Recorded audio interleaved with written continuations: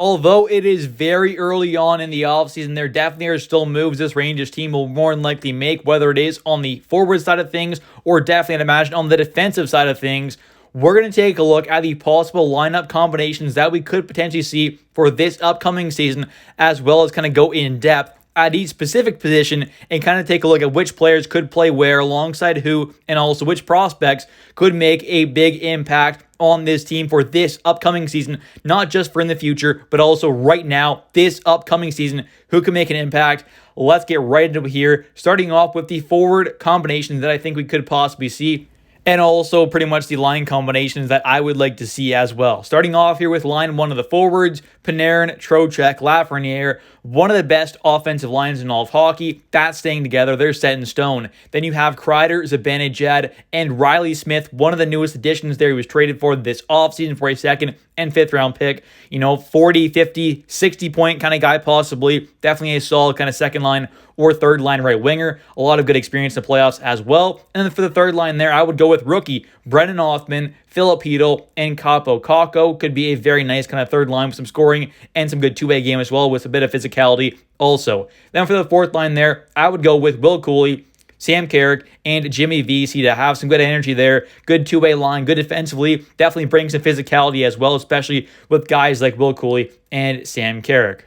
And then for the extras / kind of other options we could possibly see, we have guys like Matt Rempe, Adam Edstrom, Johnny Brodzinski, and Brett Berard as well, who was yet to make his NHL debut, but had a phenomenal season down there in the AHL with the Hartford Wolfpack, led the entire team in goals scored. He was phenomenal, one of the top players alongside other rookie, Brennan Othmann, so they could be two young guys there who could make a pretty good impact on this team at some point throughout this season.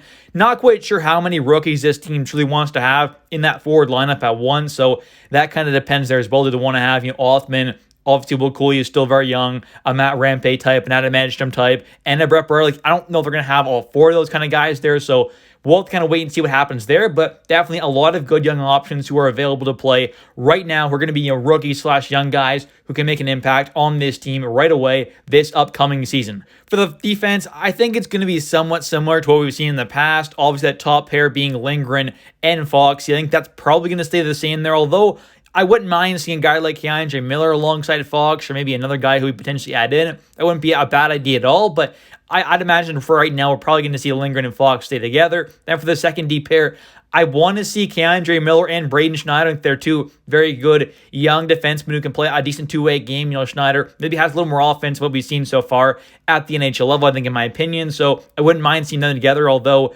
they very well might go back to that Miller-Trouba pairing, which has not been great together, but I really do think going with Miller and Schneider on that second D pair is what's best for this team, and also going forward long term as well, it could be a great D pair to have for years and years to come if they play well together. And then for the third D pair there, as of right now, I would probably go with Zach Jones and Jacob Trouba. We know Zach Jones is a guy who could possibly get traded away. Maybe he stays as kind of that 6-7 defenseman. Maybe get traded away for draft picks, so that's a possibility, but I wouldn't mind having him on this team for this upcoming season. But come playoff time, I don't love having him on that third D pair there. I'd rather a bigger, tougher, more physical, better defensive kind of guy, but definitely not the worst option in the world. He's still very young as well. And on the right side there, Jacob Trouba, who could also possibly get traded away.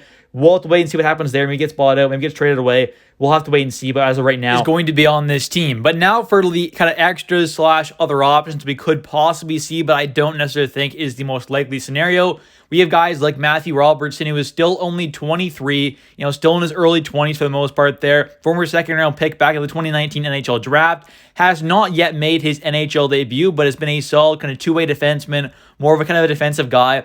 Big body there. He's like 6'4", good size there. Could be a decent guy to have on that third D pair spot. Maybe finally get to the chance at the NHL level because, like I said, he has yet to make his NHL debut, but still a pretty solid prospect. Had a good season down there in Hartford for the third consecutive year. But now taking a look at another option there who was a guy who I really liked in the previous season back in 2022, 2023, ended up making a good kind of impact there when we had a lot of injury and stuff like that. And that is Ben Harper, although he's coming off of a pretty bad injury. He had a pretty much season-ending injury there. Played 7 games last year for the Hartford Wolfpack and then got hurt there. Never played with the Rangers last season. Got hurt and missed pretty much the entire season. Definitely coming off a pretty bad injury there. So we'll see kind of how he bounces back. But A very big, solid defensive, kind of puck-moving defenseman, good passer there, really big size, though can play a physical, tough game.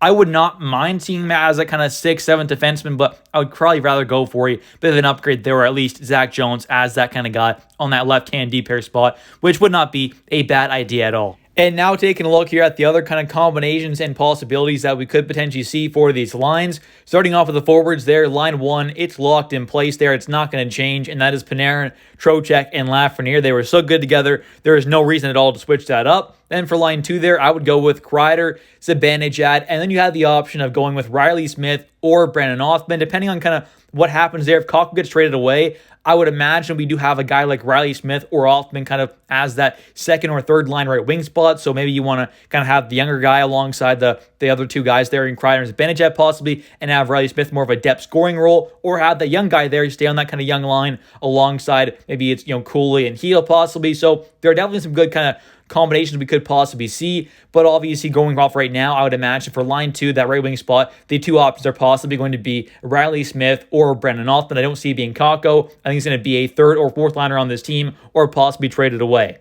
Then for line 3 there, we have the possibility for the wingers of being Will Cooley, Jimmy Vesey, Brendan Othman, Kaapo Kakko, Riley Smith, or Brett Berard, in my opinion. There are other guys like maybe an Adam Edstrom there could possibly fit, but I think it's going to be more of a fourth liner if he does make this team. And then for the center, you have Philip Hedl. That's pretty much locked in place there. The three centers are going to be, line 1, I would say Trocheck, line 2, Zibanejad, and line 3, Hedl. I don't think those are going to change at all, with the fourth line center being Carrick as well. I think the centers are pretty much locked in place there for the most part, but the wingers, like I said, could be Cooley, Vesey, Othman, Kakko, Smith, or Berard as well. Those kind of the options there, in my opinion, for that third line.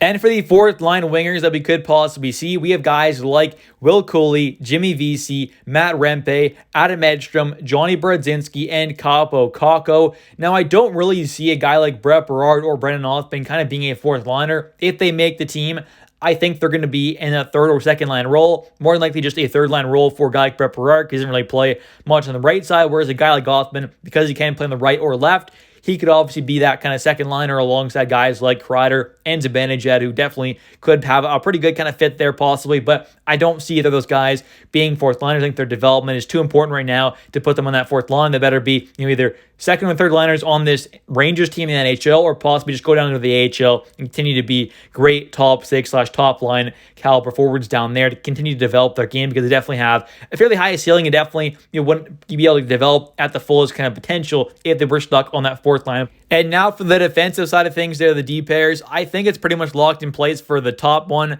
It's going to be Lindgren and Fox. Unless we see a big trade kind of happen there, we're acquiring a really kind of good top pairing kind of left D caliber guy. I don't think we're going to see anything switched up there. But then for the second D pair spot, I would like to see, like I said, Keandre Miller or Braden Schneider, but the possibility is Miller alongside Schneider or Trouba. I think Miller's kind of locked himself in place there for that kind of second pair spot on the left side, but the right side there could possibly be Schneider or Trouba. Like I said, I want to see Schneider. I think that could be a great kind of young two-way defense pair there, with both guys being pretty good defensively and offensively, but a guy like Keandre maybe being a little better offensively than defensively, and a guy like Schneider being a little better defensively than offensively. Both guys have great size as well. I think that could be a great D pair going forward. Two young guys could be a D pair together for the foreseeable future as well, not just for this upcoming season. If they develop great chemistry, they could be a D pair together for the next 3, 4, 5, 6, 7, 8 years possibly. As long as they stay on this team, they could be a great D pair to have together. Two young guys, very talented, good offensively and good defensively. And I think there is more to Schneider's game offensively than what we have seen